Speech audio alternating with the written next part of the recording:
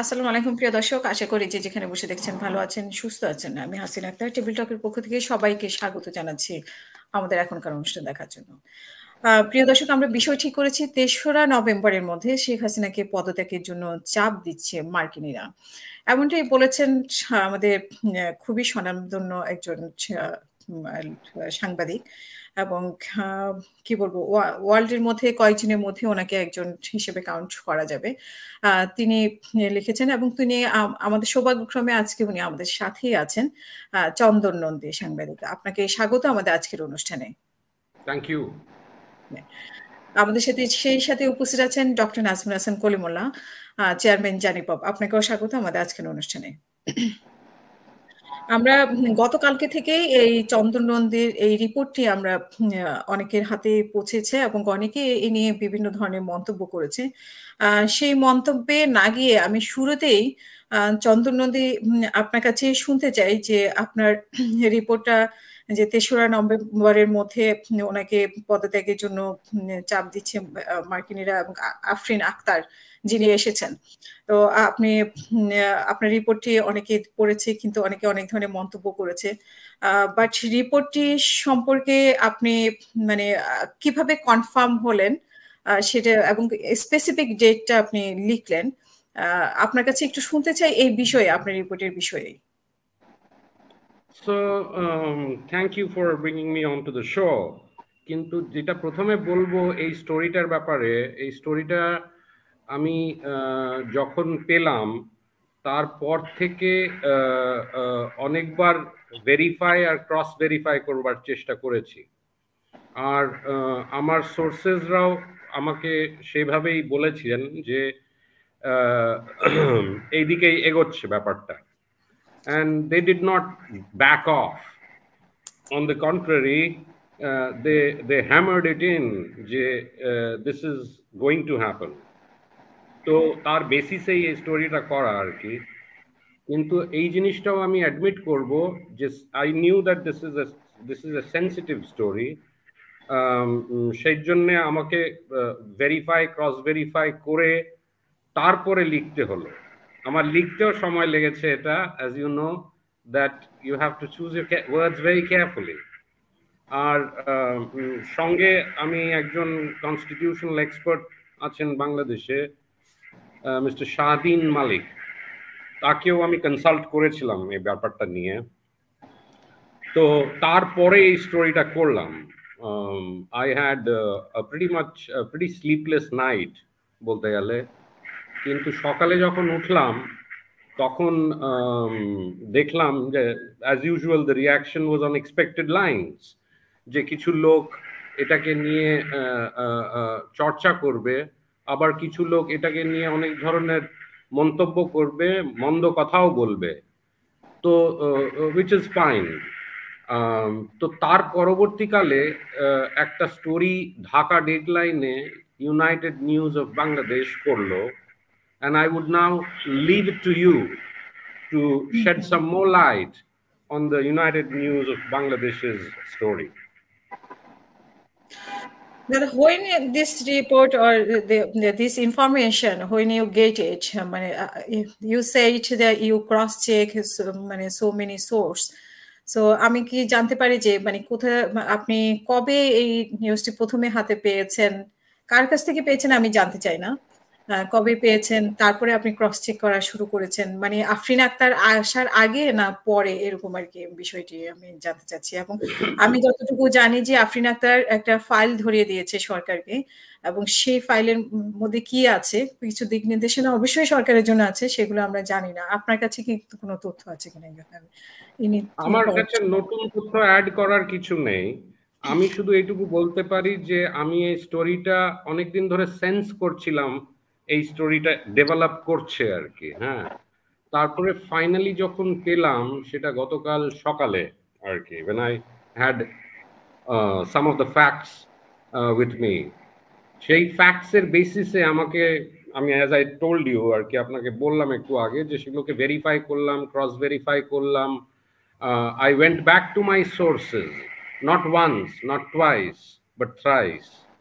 So only when I felt confident that yes, this seems to have some degree of credibility. Only then did I proceed with writing the story.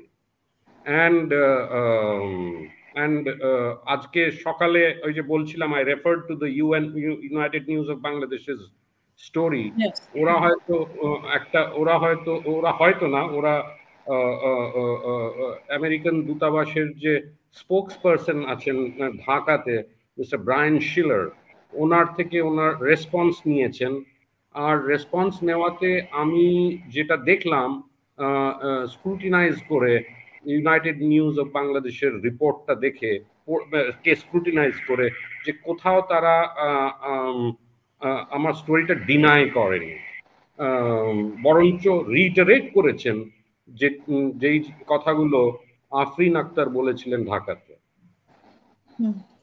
অনেক ধন্যবাদ দাদা। আমি প্রিয় দর্শক, আমি একটা information দিতে চাই, সেটা হচ্ছে যে দাদা বাংলায় খুব মানে শুদ্ধ বাংলা খুব ওনার জন্য সমস্যা হয়, উনি ইংলিশে ইউজ টু, বাট আপনাদের জন্য উনি বাংলায় বলার মানে চেষ্টা করছেন এবং বলছেন।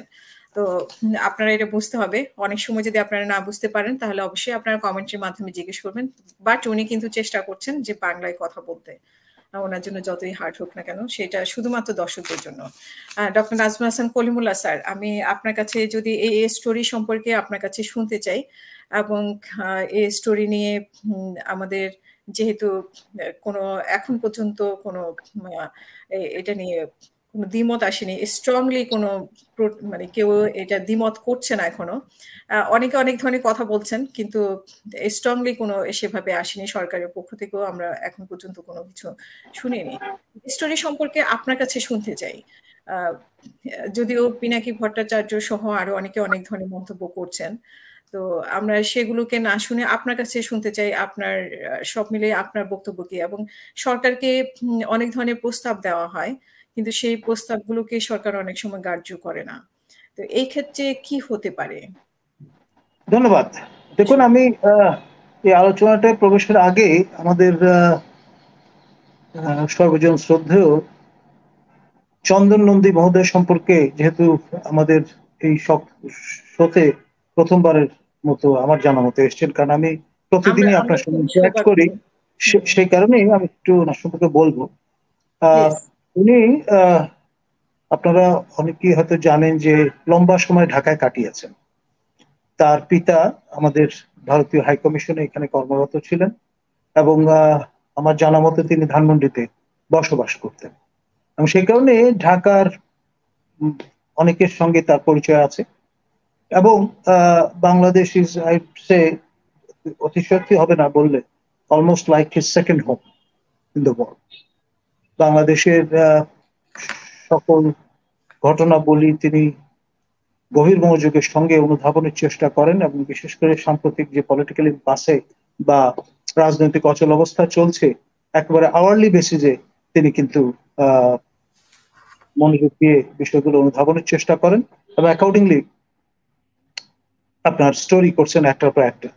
কদিন আগে একটা স্টোরিতে তিনি আমাকেও কোট করেছেন, আপনার বিশেষ করে যে বাইপার্টিজান অবজারভেশন মিশনটা এসেছিল, pre election observation mission IRI এবং NDI যৌথ ভাবে ঢাকায়, সেই বিষয়ে তিনি আমাকে ইন্টারভিউ করছেন, এবং এই বাইপার্টিজান মিশনের সঙ্গে আমার সৌভাগ্য হয়েছে ইন্টারঅ্যাক্ট করবার, 1-to-1 এক্সক্লুসিভ আওয়ার লং মত বিনিময় করেছি ওয়েস্টিন হোটেলে। সেই অভিজ্ঞতাটা সম্পর্কে তিনি জান।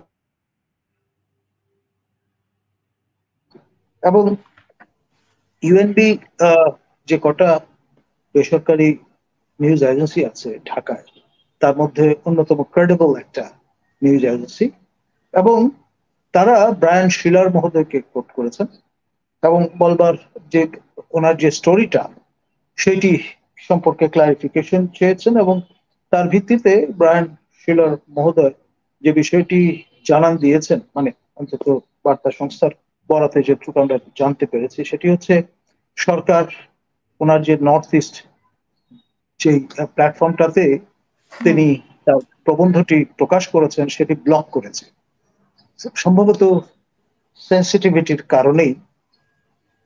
এবং ব্লক করা সত্ত্বেও এটা আমার জানা মতে ইদানিং কালের যতগুলো স্টোরি আমাদের পলিটিক্যাল এম্পাসের সম্পর্কে প্রকাশিত হয়েছে তা সবচেয়ে বেশি ভাইরাল যেটাকে বলে ভাবে শেয়ার্ড হয়েছে, অবলোকিত হয়েছে, এবং এটা এখনো চলছে, চলমান।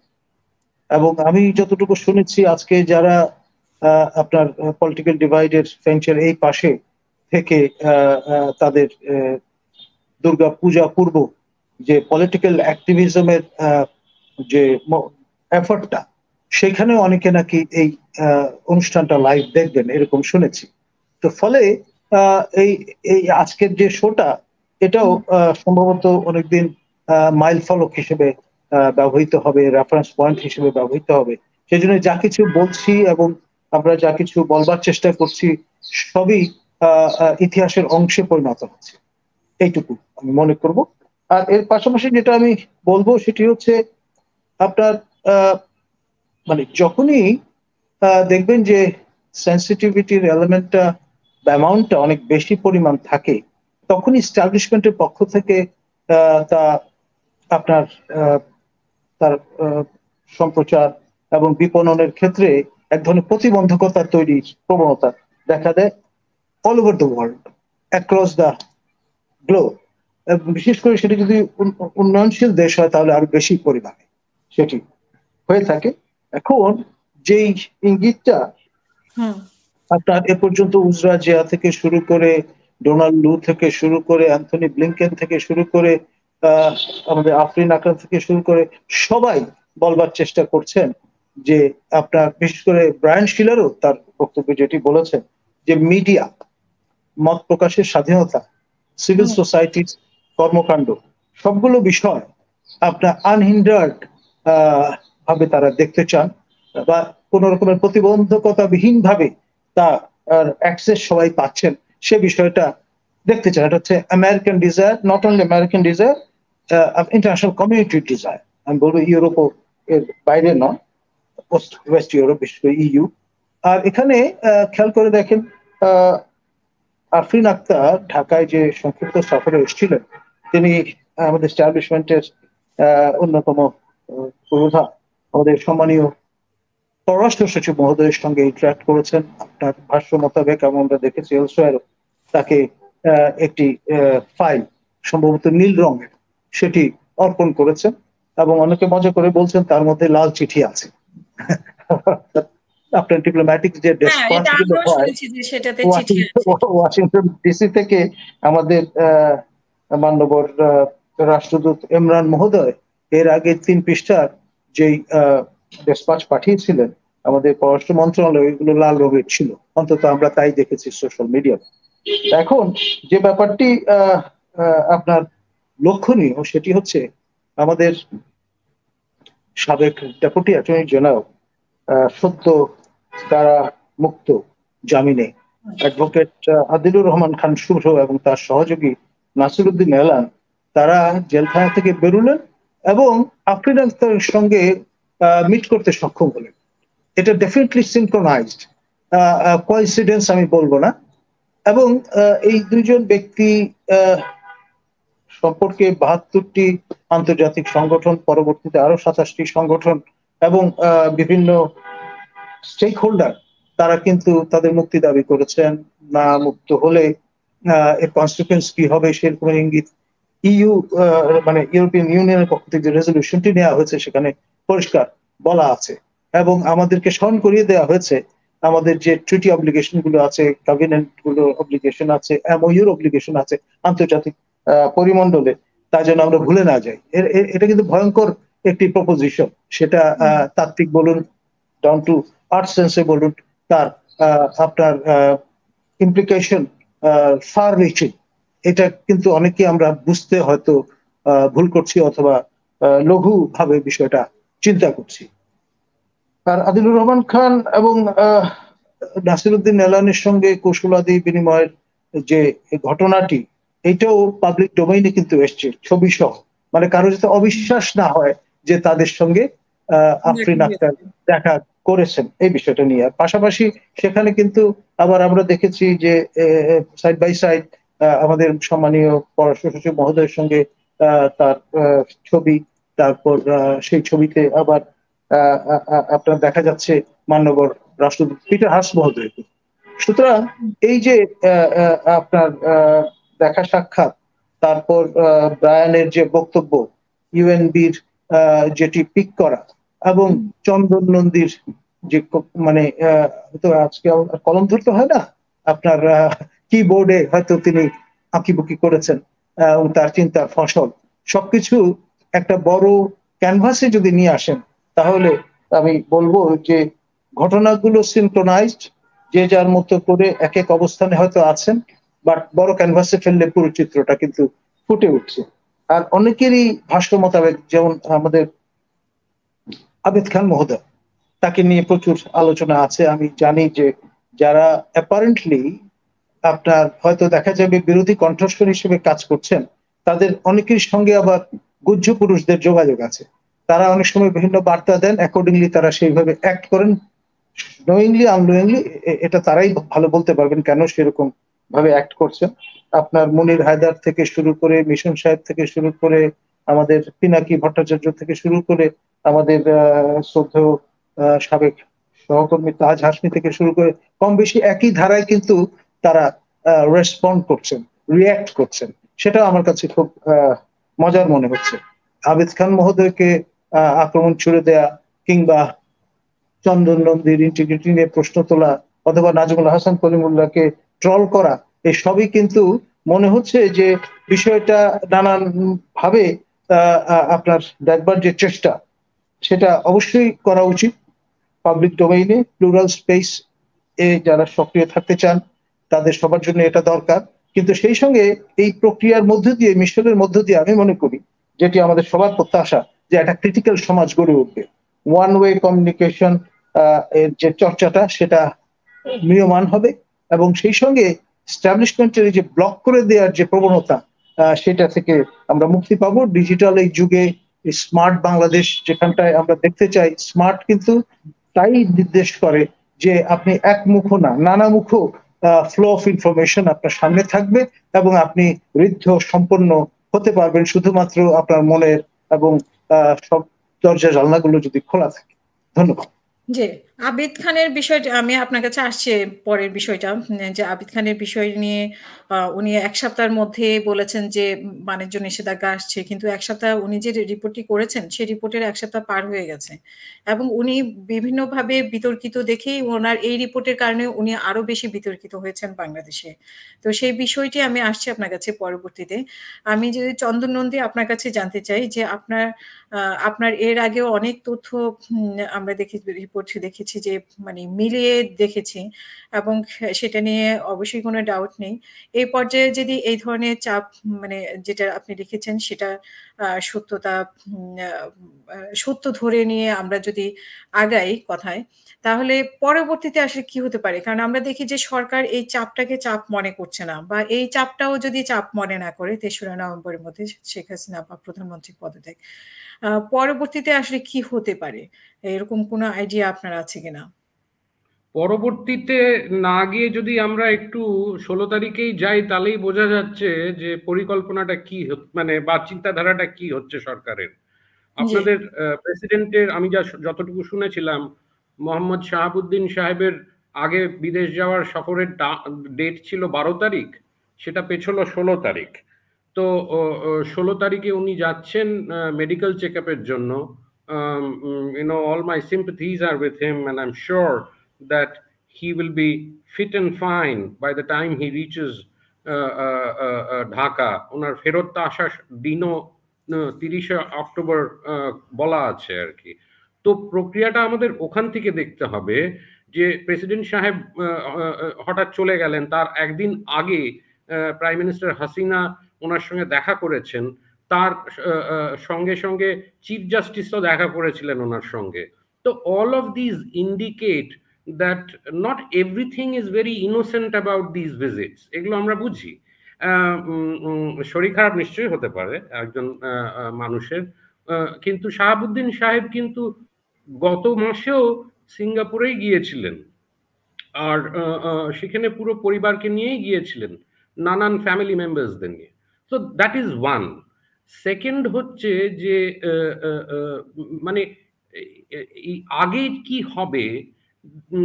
দেখুন, এখন অবধি যা আমরা দেখতে পেয়েছি আমেরিকার যে স্ট্যান্ডটা আর কি, তারা খুবই একটা স্ট্রং স্ট্যান্ড নিয়েছিল মে মাসে, তারা যখন একটা স্টেট ডিপার্টমেন্ট একটা রিলিজ ইস্যু করে যে ভিসা রেস্ট্রিকশনস ইম্পোজ করা হবে among targeted against Bangladeshis, certain individuals। সেই জিনিসটা আরো ক্লারিফাই করে ওনারা 22শে সেপ্টেম্বর, যখন ওরা ক্লিয়ার করে দেয় কোন কোন ধরনের কোন কোন ক্যাটেগরির ইন্ডিভিজুয়ালসদের এগেনস্টে ভিসা রেস্ট্রিকশনস ইম্পোজ করা হবে। সেটা পরবর্তীকালে এক্সপ্যান্ড করে মিডিয়া অবধিও গিয়েছিল। So we know where it is headed. We know that the Americans are contemplating a very gradual sort of একটা অ্যাকশন এটা করার জন্য আর কি, ভেরি গ্রেডেড গ্রাজুয়াল অ্যাকশন হবে। তো এগুলো তো একসঙ্গে হয় না। তো আবেদ খান সাহেব যেটা লিখেছিলেন, হয়তো উনি ঠিকই লিখেছিলেন, and there was a move, যে এটা মানে একটা ভাবনা চিন্তা ছিল যে এটা আগে অক্টোবর 15তে আসার কথা ছিল, সেটা পিছিয়ে হয়তো নভেম্বর 3 হয়ে, for whatever reasons. I am not privy to that. I'm sure there must be some strategic reason behind pushing the date a little by about 15-20 days. So that doesn't affect the American stand in any way, that they want free, fair and participatory elections in Bangladesh. সেই এনভায়রনমেন্টটা কি আছে?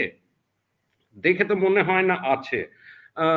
একটি American joint delegation এসেছিল from 2 think tanks, তারা একটা স্টেটমেন্টও release করলো খুব মানে ওদের কার্যক্রম শেষ করার পর।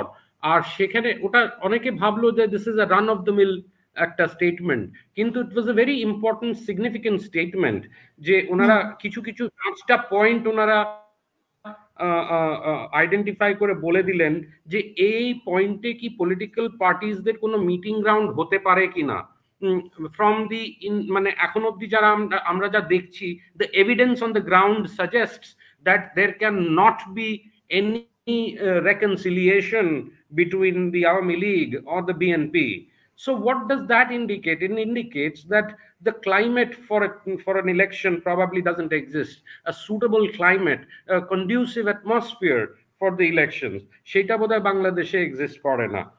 এখন যদি আরেকটু এগোই আমরা দেখব যে অনেক জায়গায় চর্চা হচ্ছে যে যদি এই শর্তগুলো না মানে আর কি, যে মানে স্টেপ ডাউন করা, তাহলে কি হতে পারে? তাহলে কি can we expect very strong sanctions? And finally can we expect the use, the deployment of a weapon which can ultimately force the government to go in for really free, fair, participatory and inclusive elections? Yeah. Do you think any opportunity free, fair and will be arranged a free, fair election, and they invited to also BNP and যেটাকে বলা হচ্ছে সমঝোতার একটা সংলাপ, সেরকম কোনো সম্ভাবনা তৈরি হতে পারে কিনা? আমরা আজকে পররাষ্ট্রমন্ত্রীর একটি বক্তব্য দেখেছি যে তারা ভীষণ ক্ষুব্ধ, উনি যে পর্যবেক্ষক দল যে শর্তগুলো দিয়েছে এবং আফরিন আক্তার সেগুলোকে আবার বাইডেন সরকারের বলেছে এবং দ্রুত কার্যকর করার জন্য বলেছে। পররাষ্ট্রমন্ত্রী ক্ষুব্ধ এবং সরকারের পক্ষ থেকে আমরা সেরকম কোনো উদ্যোগ দেখতে পাই যে তফসিল ঘোষণার জন্য তাড়াহুড়া করছেন। তো এগুলো আসলে আমাদের কি মিন করছে, আসলে সরকার কি চাচ্ছে, যুক্তরাষ্ট্র কি চাচ্ছে সেটা আমরা বুঝতে পারছি, কিন্তু সরকার আসলে কি চাচ্ছে আপনার কাছে যদি জানতে চাই, চন্দন নন্দী। তো সরকার তো চাইছে যে তারা একটা তাদের মতন করে ইলেকশন করবে, মানে তারা তো they are not even welcoming of, or they are not even in favor of a caretaker government or an interim government or any other kind of interim arrangement. তো obviously the government is on the back foot here. It is মানে তার প্রায় হয়তো পিঠ ঠেকে গেছে দেওয়ালে। তারা হয়তো যে কোনো ভাবে যে কোনো প্রকারে একটা ইলেকশন করতে চায় in order to sort of legitimize their continuance. তো সেই জিনিসটা করবার মতন বন্দোবস্ত বা সেই জিনিসটা বা এই ধরনের ইলেকশন করার মতন একটা যেই যেই যেই দিকে এগোচ্ছে, যেই স্টেপস গুলো নিচ্ছে, সেগুলো তো they are very obvious, they are very very clear, it's out in the open that this government wants to defy all sorts of or withstand or try to withstand all sorts of pressures to do an election, kono moto ekta election kore they want to return to power. They have much to hide. Malgovernance, massive levels of corruption, human rights abuses, use of the administration to suppress people's voices. তো এই জিনিসগুলো suppress করার কারণ আছে, সেই এইগুলো থেকে বাঁচার জন্য এই ইলেকশন। কিন্তু don't think that this election is in the defence of democracy. আমরা যেটা বুঝতে পারছি বা যেটা আলোচনা হচ্ছে সেটা হচ্ছে যে কিছু কিছু দল নিয়ে তারা, বিএনপি যদি শেষ পর্যন্ত নাও আসে, কিছু কিছু দল নিয়ে তারা নির্বাচন করবে এবং জনগণকে যে উপায়ে আনা যায় জনগণকে আনবে। এতে করে কি তারা ফ্রি ফেয়ার ইলেকশন হয়েছে, মানে শর্তগুলো আমরা যতটুকু বুঝি বা জানি বা শুনেছি যে শর্তগুলোর মধ্যেই ওরা থাকবে এবং শর্তগুলো যে পূরণ করেছে সেটা ওরা দেখিয়ে দিবে শুধু বিএনপিকে ছাড়া। এটা কি কোনোভাবে সম্ভব? মানে তারা ভোট কেন্দ্রে কিভাবে মানুষ আনতে হয় সেটাও তারা প্রসেস করছে যেটুকু আমরা জানি। তো সেভাবে কি এটা অ্যাকসেপ্টেবল হবে কিনা, মানে আন্তর্জাতিক মহলে শেষ পর্যন্ত দেখাতে পারবে কিনা যদি বিএনপিকে ছাড়া করে অন্যান্য দল নিয়ে এবং অন্যান্য শর্তগুলোও পূরণ করে? সেই ক্ষেত্রে আপনি কি মনে করেন? চন্দন নন্দী, এটা কি তাহলে বিএনপি কে বাদ দিয়ে কি কোনো পার্টিসিপেটরি ইলেকশনস হয়? I mean, all said and done, the BNP is a major opposition party. সে যদি ইলেকশনে না আসে তাহলে কি সেটা অবাধ ইলেকশন হলো? তাতে কি বিএনপির ভোটাররা গিয়ে ভোট দিতে পারবে? মানে নট জাস্ট বিএনপির ভোটাররা, I am just saying the general ভোটাররা, তারা কি বাইরে গিয়ে ভোট করতে পারবে? লোকেদের preferences are very individual preferences, তারা কি সেই প্রেফারেন্স গুলো এক্সারসাইজ করতে পারবে? So obvious, it's very obvious যে সেটা তৃণমূল বিএনপি নিয়ে আসুক বা অন্যান্য দলগুলোকে নিয়ে আসুক, বাট সেটা কোনো মাপেই কোনোভাবেই by no measure can it be considered to be a free, fair and inclusive election? জি, অনেক ধন্যবাদ আপনাকে ডক্টর নাজমুল হাসান কলিমুল্লাহ স্যার। আপনার কাছে যেটা এর আগে আপনার আলোচনায় ছিল যে আবেদ খানকে নিয়ে অনেক সমালোচনা হচ্ছে। আবেদ খানের আপনি নিজেও বাংলাদেশের প্রেক্ষাপটে আবেদ খানের রিপোর্টগুলো হয়তো বা ভিত্তি আছে, এর আগে উনি ভিসা নীতি সম্পর্কে যে রিপোর্টটি করেছেন সেটার ভিত্তি ছিল, এবং উনি কি কি কারণে বিতর্কিত সেটাও নিশ্চয়ই আপনি জানেন। সেক্ষেত্রে এবার বাণিজ্যে নিষেধাজ্ঞা আসছে এমন উনি যে সময়টা বেঁধে দিয়েছেন সেই সময়টা নিয়ে অনেকে সন্দেহের জায়গা তৈরি করে দিয়েছে অনেকের। তো সেই বিষয়ে এবং আপনার কাছে যেটা জানতে চাই, আমরা পররাষ্ট্রমন্ত্রী আজকেও ক্ষুব্ধ, উনি ইউ না যুক্তরাষ্ট্রের যেই পর্যবেক্ষক দল যেই 5টি পরামর্শ দিয়েছে সেটির উপরে, এবং হয়তো আফরিন আক্তার উপরেও উনি ক্ষুব্ধ, যেটা সেটা প্রকাশ করেনি। ইউর সাথে আমরা দেখেছি যে প্রতিনিধি দল দেখা করেছে, সেখানেও একই ব্যাপারে ছিল, অন্তর্বর্তীকালীন সরকার ছিল, সংলাপ ছিল, কিন্তু ওনারা দেখা করেছে, ওনারা কিন্তু উইলিংলি সবার সাথে দেখা করছে, কিন্তু পরে ক্ষুব্ধ মনোভাব প্রকাশ করছেন। তো এই ক্ষেত্রে আপনি কি মনে করেন, আপনার বিশ্লেষণটা কি? আসলে ওনারা দেখাও করছেন, আবার ক্ষোভও প্রকাশ করছেন, আবার বিএনপির উপরেও দায় চাপাচ্ছেন, বিএনপি এসব আনছে। আপনার কাছে শুনতে চাই সব মিলিয়ে আবেদ খান এবং সরকারের অবস্থান নিয়ে, প্লিজ। ধন্যবাদ। দেখুন, আমি খুব খোলামেলা বলবো, কারণ আমি ডিসক্লোজারে বিশ্বাসী। আর আমাদের এখানে একটা কালচার দাঁড়িয়ে গেছে, কি একটা ভয়ের সংস্কৃতি তৈরি করা হয়েছে। কিছু হলেই আপনার ট্যাক্স ফাইল নিয়ে নড়াচড়া করা, যেমনটা যখন আমাদের সাবেক মাননীয় অর্থমন্ত্রী শাহ কিবরিয়া মহোদয়ের পুত্র সুযোগ্য পুত্র রেজা কিবরিয়া মহোদয় যখন পার্টি ফর্ম করলেন, তখন দেখা গেল তার ট্যাক্স ফাইল নিয়ে নড়াচড়া করা শুরু হয়েছে। মানে অর্থাৎ আপনাকে কবজায় রাখার জন্য, কণ্ঠরোধ করার জন্য যে স্পেসটা ফ্রিলি প্রিভেইল করা দরকার, যে বিষয়টা নিয়ে মার্কিনিরা বারবার প্রশ্ন তুলছেন, সেই জায়গাটা যাতে সংকুচিত হয়, সেই জন্য নানান রকমের জেস্চার বিহাইন্ড দ্য কার্টন আমাদের স্টেট উইদিন স্টেট অ্যাক্টর থেকে শুরু করে বিভিন্ন ইনস্টিটিউশন গুলো আদিষ্ট হয়ে এই কাজগুলো করে।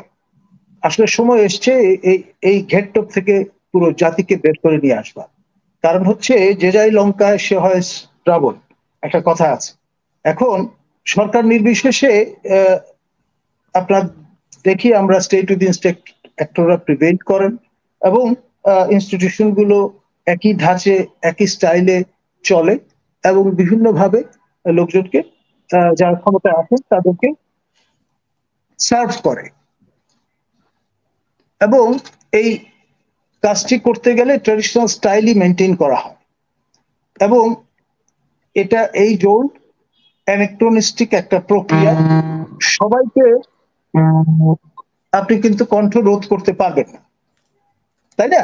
আর যদি করেন দেখা যাবে যে ওই ম্যাগনেটসটির মতো কেউ হয়তো যেটাকে বলে অবিনশ্বরতা লাভ করছেন। মানে রাশিয়ান এই ভদ্রলোককে মেরে রাশিয়ান অ্যাডমিনিস্ট্রেশন যে কাজটা করে দিয়েছেন, ইমর্টালাইজ করে দিয়েছেন ব্যক্তিটাকে। তো সেই রকম ব্যক্তিবর্গ বাংলাদেশেও হয়তো তৈরি হবে। খেয়াল করে দেখুন আমাদের আদিলুর রহমান খানকে কয়জনে চিনত, এখন গ্লোবালি তাকে আমরা সবার চেনার ব্যবস্থা করে দিয়েছি এই নানান রকমের নিবর্তনমূলক কর্মকাণ্ডের মধ্য দিয়ে। এবং আমরা তো ইতিবাচক ভাবে বাংলাদেশ প্রজেক্টেড হোক গ্লোবালি, আমরা সেটা চাই। আমাদের জাতির পিতা বঙ্গবন্ধু শেখ মুজিবুর রহমান সারাটি জীবন সংগ্রাম করেছেন, আত্মত্যাগও করেছেন একই কারণ। এবং আমাদের জাতির পিতা বঙ্গবন্ধু শেখ মুজিবুর সুকন্যা মাননীয় প্রধানমন্ত্রী দেশরত্ন শেখ হাসিনা, তিনি যে প্রজেকশনটা নিয়ে শুরু করেছেন যে ডিজিটাল বাংলাদেশ থেকে স্মার্টার বাংলাদেশ গড়বেন, সেই smarter Bangladesh in real sense of the sense smart হতে হবে। আপনার ওই অ্যানাক্রোনিস্টিক কায়দায় আপনার একটা ট্র্যাডিশনাল ফাউন্ডেশনের উপর দাঁড় করিয়ে এই জিনিস কিন্তু আর সাফল্যের সঙ্গে করা মুশকিল, করা ডিফিকাল্ট। সে বিষয়টা কিন্তু আমাদের ভুলে গেলে চলবে না। আমরা এমন একটি বিশ্বে বসবাস করছি যে বিশ্বে কৌশলগত দিক থেকে যে যত বেশি এগিয়ে তার তত বেশি এজ আছে। যেমন আমাদের ধারে কাছের মধ্যে এই সিলিকন ভ্যালি বলে পরিচিত বেঙ্গালুরু, আমাদের প্রতিবেশী রাষ্ট্র ভারতে আছে, তারা অনেক আগানো। আবার পিপলস রিপাবলিক অফ চায়না, তারাও কিন্তু কৌশল আয়ত্ত করে ভিন্ন ডাইমেনশনে চলে গেছে। আপনার চাঁদে নভোযান পাঠাচ্ছে ভারত চায়না উভয়ই। আবার ওইদিকে আপনার যুক্তরাষ্ট্র তো সেই 69 সালে আপনার নেইল আর্মস্ট্রং তাদেরকে এই নভোযানে করে এমন এক ব্রেক থ্রু ব্যবস্থা করে দিলেন যে আমাদের এখানে অনেকে তখন সন্দেহ পোষণ করেছেন যে আসলেই আপনার চাঁদে মানুষ যেতে পারে কিনা। নানান রকম ট্রলও আমরা কিন্তু তখন তৈরি করেছি, যে নেইল আর্মস্ট্রং এর সঙ্গে চাঁদে গিয়ে নোয়াখালীবাসীর দেখা হয়েছে, এক বুদ্ধি দোকানদারের সঙ্গে কথোপকথন হয়েছে, ইত্যাদি ইত্যাদি। তো এই যে মাইন্ডসেট, এই সবকিছু কিন্তু আমাদের এখানটায় যেভাবে আছে সেই আবহটা যেন আমরা ভুলে না যাই। আবার আমাদের অ্যাসপাইরেশনটাও যাতে এমন ভাবে থাকে যেটা রিয়েলিস্টিক হয়। এখন রিয়েল সেন্সে কিন্তু আমরা সবাই স্মার্ট হতে চাই, স্মার্টলি অ্যাক্ট করতে চাই, এবং সেটার জন্য একেবারে প্রি কন্ডিশন যেটা, সেটা হচ্ছে ডিসক্লোজার। আপনার $200 কেউ যদি খরচ করে মার্কিন যুক্তরাষ্ট্রের, সেটা ফেডারেল ইলেকশন কমিশনকে ডিসক্লোজ করতে হয়। কোন লেভেলে চিন্তা করে দেখেন। আজকে না, অনেক আগে থেকেই তারা এই প্র্যাকটিসটা করে। আমাদের এই জায়গাগুলোতে স্বচ্ছতা নিয়ে আসতে হবে, এবং স্বচ্ছতা নেই এইটার ভয় দেখানো যাবে না। এই ভয় দেখিয়ে কণ্ঠরোধ করা ঠিক নয়, ইমমরাল। এবং যারা মাস শেষে বেতন পাচ্ছেন এই কাজগুলো করার জন্য, তাদেরকে দিয়ে এই ধরনের কাজগুলো করানোটাও ইমমরাল বলে আমি মনে করি। End of the day tax পেয়ারের টাকা থেকে কিন্তু তাদের পে চেক প্রদান করা হয় মাসের শেষে। ধন্যবাদ। অনেক ধন্যবাদ। আমরা রাষ্ট্রপতির বিষয়টি আমরা যদি দেখি যে সকালে আমাদের প্রধানমন্ত্রী এবং প্রধান বিচারপতি দেখা করেছেন এবং কি কথা হয়েছে সেটাই আমরা জানতে পারিনি, কিন্তু এখানে একটি পরিকল্পনা হয়েছে এবং পরিকল্পনা মাফিকে রাষ্ট্রপতিকে সিঙ্গাপুরে পাঠানো হয়েছে এমনটা আমরা মানে আমরা বিভিন্ন সোর্স থেকে আমরা শুনি বা শুনেছি, দেখেছি। কিন্তু আমরা আসলে স্পেসিফিকলি আমরা জানি না যে ওনাদের মধ্যে কি পরামর্শ হয়েছে এবং কি উদ্দেশ্যে সিঙ্গাপুরে গিয়েছেন। চন্দন নন্দী, আপনার কোনো আইডিয়া আছে কিনা এই বিষয়ে, এবং ভারতের ভূমিকা এই নির্বাচনে কি হতে পারে সেটা নিয়েও এক ধরনের কথা হচ্ছে, এবং একটা প্রতিনিধি দল অলরেডি সেখানে আছেন, বাংলাদেশে প্রতিনিধি দল, আমি যদি ভুল না করে থাকি এখনো আছেন। তো আপনার কোনো আইডিয়া আছে কিনা এই দুটো বিষয় সম্পর্কে, আপনার কাছে শুনতে চাই। আমার মনে হয় যে প্রেসিডেন্টের যাওয়াটা মানে সিগনিফিকেন্ট, ইয়েস। এখন প্রেসিডেন্ট 16 তারিখে সিঙ্গাপুরে পৌঁছলেন, 17 তারিখ থাকলেন, আর আজকে 18 তারিখ। আজকে বাংলাদেশের নিউজ রিপোর্টসে বেরিয়েছে, বা গতকাল বোধহয়, যে ওনার নাকি ওপেন হার্ট সার্জারি হবে। এখন ওপেন হার্ট সার্জারি হওয়ার একটা প্রসেস আছে, অনেক হয়তো টেস্ট করতে হয় নানান ধরনের। সেটা ল্যান্ড করা সঙ্গে সঙ্গেই যদি হয়, তাহলে সেটা কি একটু মানে একটু একটা ফ্যান্টাস্টিক্যাল ব্যাপার মনে হয় না? যে উনি সিঙ্গাপুর পৌঁছলেন আর ইমিডিয়েটলি তার ইয়ে হয়ে গেল। কোন হাসপাতালে ওনাকে ভর্তি করা হবে তার নামও বেরোলো, কোন কার্ডিওলজিস্ট এটাকে দেখবেন সেটাও বেরোলো। All this may be true, but এই যাওয়ার সময়টা, the timing of the presidents visit to Singapore নানান প্রশ্ন তোলে আর কি। Coming to your second point about India, I think মানে এর মধ্যে তো কোনো দৌড়ায় নেই যে India has a large interest in Bangladesh। আর থাকবে থাকবে নাই বা কেন? Bangladesh is a bordering country. We have friendly relations with Bangladesh, and over the years, the Hasina government claims this, as well as the Indian government. সেখানে সেটা কোনো disputed factor না। But the one question that I haven't found any satisfactory answer to is that যেই জিনিসটা আর কি, যেই পাওয়ারটা এখন সবচেয়ে বেশি, মানে apart from the United States, there is of course the China factor, the penetration that China has made in Bangladesh and may continue to make on a greater measure if Sheikh Hasina wins. আর এই জিনিসটা বাংলাদেশের external affairs minister mister Momen জোহানেসবার্গের ব্রিক্সের meeting এর পরে বলেছেন যে কি ধরনের ইকোনমিক ডেভেলপমেন্টের জন্য চায়না আগ্রহী বাংলাদেশকে হেল্প করার জন্য।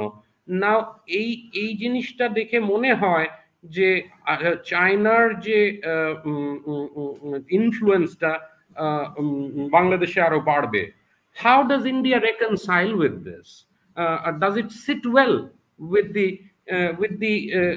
the government's proclaimed stand যে আওয়ামী লীগ গভর্নমেন্টের সঙ্গে আমাদের বন্ধুত্ব খুবই ভালো এবং এটা থাকাও উচিত, ইন্ডিকেট করেছেন।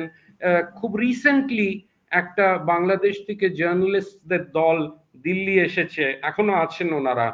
তো প্রথম দিনের বৈঠকের পর, মানে এক্সটার্নাল অ্যাফেয়ার্স মিনিস্ট্রির অফিসিয়ালসদের সঙ্গে, তারপরে একটা রিপোর্ট বেরোলো। সেই রিপোর্টটাতে আমি যা পড়ে বুঝলাম আর কি, যে গভর্নমেন্ট অফ ইন্ডিয়া আর অ্যাটলিস্ট এক্সটার্নাল অ্যাফেয়ার্স মিনিস্ট্রির তরফ থেকে ওরা বলেছে যে ইলেকশন কনস্টিটিউশনের should be according to the provisions of the constitution. Now what does that mean? Does it mean that we continue to support Sheikh Hasina and we continue to play a part in the continuation of this government and the likely continuation of another government? So yes, so that's how I would sort of see things as far as India is concerned. আমি যদি doctor Nazmul Hasan Kalimullah sir আমাদের আইনমন্ত্রী গতকালকে যেটা বলেছেন অন্তর্বর্তীকালীন সরকার না নির্বাচনকালীন সরকারের কথা, তো সেক্ষেত্রে আপনার আপনি কি মনে করেন যে নির্বাচনকালীন সরকার নিয়ে তারা কি ধরনের এবং তফসিল ঘোষণার আগে পর্যন্ত যেটা চন্দন নন্দী রিপোর্ট করেছেন সেটা নিয়ে তফসিল ঘোষণার আগে আমরা আর কি কি দেখতে পারি? আজকে হচ্ছে 18ই অক্টোবর, আমরা আমরা দেখেছি অলরেডি শাহাবুদ্দিন রাষ্ট্রপতি শাহাবুদ্দিন চুপ্পু সাহেবের অবস্থা আমরা দেখেছি, এবং এরকম আপনি আগেও বলেছেন যে এরকম আরো অনেক কিছু ঘটনা ঘটবে অক্টোবর থেকে একদম তফসিল ঘোষণার আগ পর্যন্ত। এবং আরেকটি রিপোর্ট আমরা পেয়েছি দাদা চন্দন নন্দী দাদার মাধ্যমে। এরপরে আমাদের আর কিছু নিশ্চয়ই আপনার কাছে আইডিয়া আছে যে নির্বাচনকালীন সরকার নিয়ে কি পরিকল্পনা এবং কোন দিকে মোড় নিচ্ছে আসলে সরকারের মানে চিন্তা ভাবনা, আপনার কাছে যদি একটু শুনতে চাই প্লিজ। দেখুন, মজার একটা টুইস্ট এন্ড টার্নের মতো খেয়াল করে দেখেছেন আদালত অঙ্গনে একজন রিট করে বসেছেন যাতে আমাদের জাতির পিতা বঙ্গবন্ধু শেখ মুজিবুর সুকন্যা দেশরত মাননীয় প্রধানমন্ত্রী শেখ হাসিনা পরবর্তী প্রধানমন্ত্রী দায়িত্ব নেওয়ার আগ পর্যন্ত হেলম অফ অ্যাফেয়ার্সে থাকে। এইরকম একটি সংক্ষুব্ধ ব্যক্তি তিনি রিট করেছেন। আদালতের ডিরেকশন কি হয় আমরা জানি না, কিন্তু এটা পাবলিক ডোমেইনে চলে এসছে, অর্থাৎ নানা মুখ আপনার তৎপরতা কিন্তু চলছে, থেমে নেই। এটা কেউ চিন্তা করেছে কখনো যে এইরকমের একটি রিট হবে?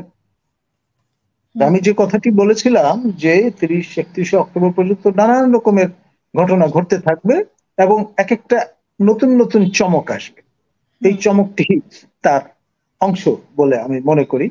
এবং আপনার ইনফর্মালি লোকমুখে যে কথাটি ভেসে বেড়াচ্ছে যে একটা অন্তর্বর্তী সরকার হবে, এবং সংখ্যাও বলে দেওয়া হচ্ছে যে 14 জনের একটা ক্যাবিনেট হবে।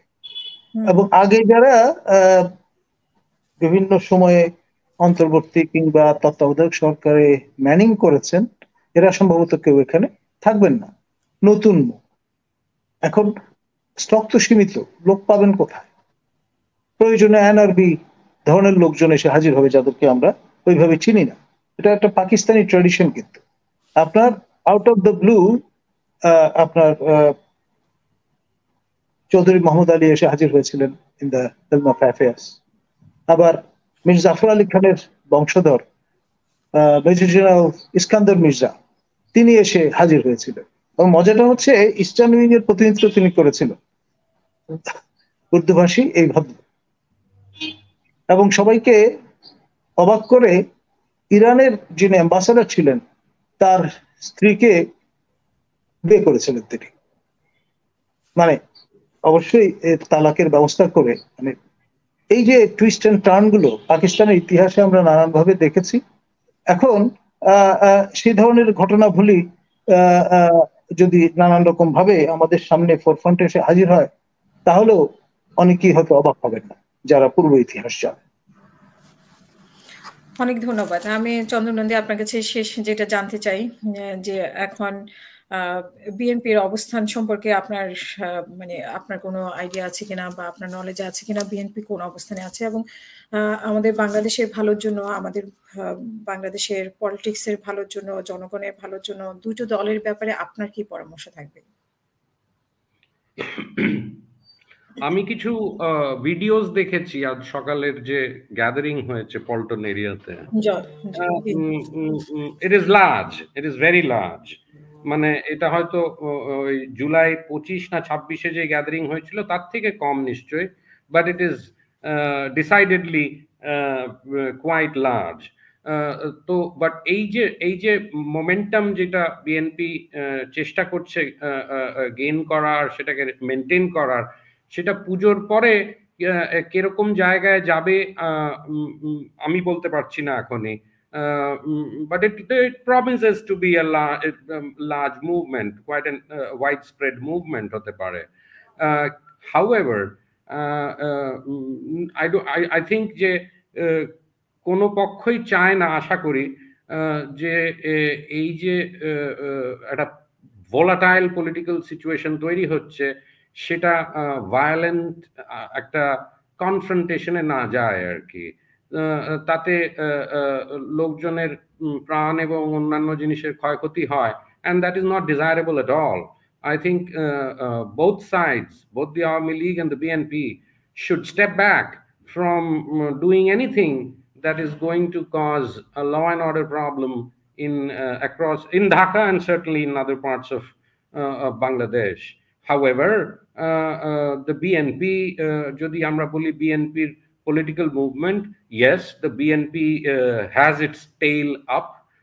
It senses that it's going for the jugular, and therefore, and if it can sort of sustain this movement, তার একটা পজিটিভ ফল আউট হতে পারে। এতে বোঝা যায় পিপলস মানে অ্যাঙ্গার, certainly তাদের supportersদের anger, but I'm sure that this is an anger that cuts across the political divide. Whether it will be good for democracy or not, time will say.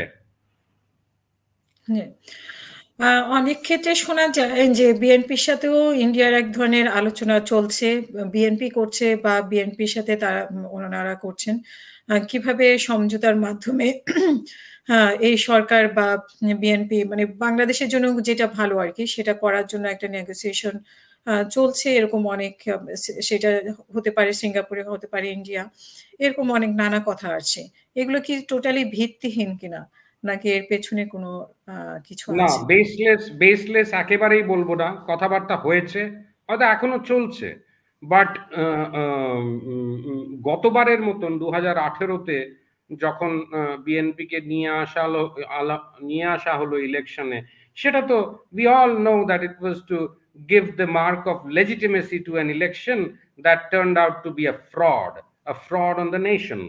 Now তার আগের দিন ব্যালটিং হয়ে গিয়েছিল, তো সেখানে বিএনপির গ্রিভেন্স থাকা উচিতই in fact, and maybe it is part of their political strategy কি এবারে আমরা ইলেকশনে যাব না, গিয়ে দুটো তিনটে জিনিস প্রুভ করব বা এস্টাবলিশ করবার চেষ্টা করব যে how bankrupt the ruling establishment is, that it is not willing to take steps in order to create the conditions for free, fair and participatory elections.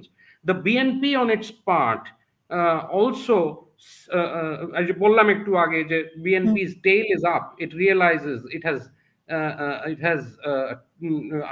has scented blood. It hasn't tasted blood yet, but they are ready to go for the kill. তো সেদিক দিয়ে ভালো, I would say that yes, it's a great political drive, but depends on how far they will be able to take this without causing large scale violence. অসংখ্য ধন্যবাদ আমাদের সাথে আপনি সময় দিয়েছেন। আমরা আসলে কৃতজ্ঞ যে আপনি অনেক ব্যস্ততার মধ্যে, এবং আপনি একজন কি বলবো মানে খুবই ব্যস্ত একজন সাংবাদিক এবং খুবই নামকরা, এবং আপনার রিপোর্ট সবসময় আমার মনে হয় বাংলাদেশের মানুষের জন্য একটা দিক নির্দেশনা। তো আপনাকে আমরা পেয়ে বা আমাদের দর্শকদের জন্য আপনি সময় দিয়েছেন, আপনার প্রতি অনেক কৃতজ্ঞ দাদা চন্দ্রনন্দিতা। এবং আমি ডক্টর নাজমুল হাসান কলিমুল্লাহ স্যার, আপনার শেষ বক্তব্য আমাদের আজকে দর্শকদের জন্য, এবং দাদা যা বলেছেন আপনি যদি একটু ব্যাখ্যা করেন তাহলে জনগণের জন্য হয়তো বুঝতে সুবিধা হবে আরেকটু।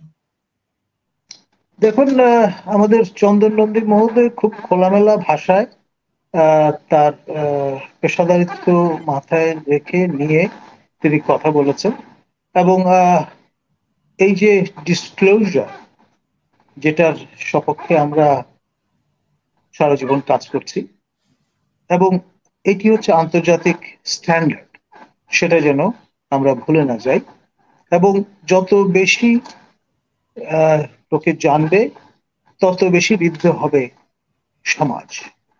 হীরক রাজার দেশে ঠিক উল্টোটা করার চেষ্টা হয়েছিল, আপনারা নিশ্চয়ই জানেন, সেই বিষয়ে আমি কোট করবো না। তবে যেটি আমি এর আগে আপনার সাথে বলেছিলাম ফয়জুন্নেসা আহাদের কথা, যাকে ইয়াল্টা অ্যান্ড আফটারমেথ বলে 4 ইনস্টলমেন্টের প্রবন্ধ রচনা করবার প্রকাশ করবার অপরাধে খুন করা হয়েছিল তার বাড়িতে গুলশানে, যেই হত্যার এখন পর্যন্ত কোনো বিচার হয়নি।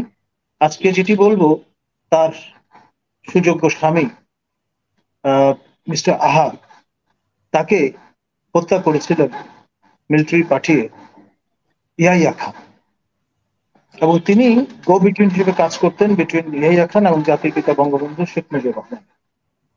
অনেকটা ভগ্ন দূতের মতো। বঙ্গবন্ধু যে বার্তা পাঠিয়েছিলেন সেটি ছিল ঐতিহাসিক বার্তা, যে আমাদের স্বাধীনতার যে স্বাদ সেটি আস্বাদন না করে তিনি বাড়ি ফিরবেন। সেই বার্তাটি ইয়াহিয়া খানের কাছে পৌঁছে দেওয়ার কারণে মিলিটারি পাঠিয়ে আহাদ মহোদয়কে হত্যা করা হয়েছিল। এই হত্যারও বিচার পর্যন্ত হয়নি।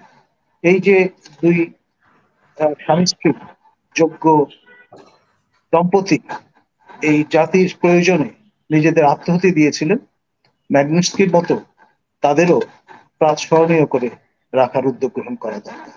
এই বার্তাটি দিয়ে আমি আমার বক্তব্য শেষ করছি। ধন্যবাদ।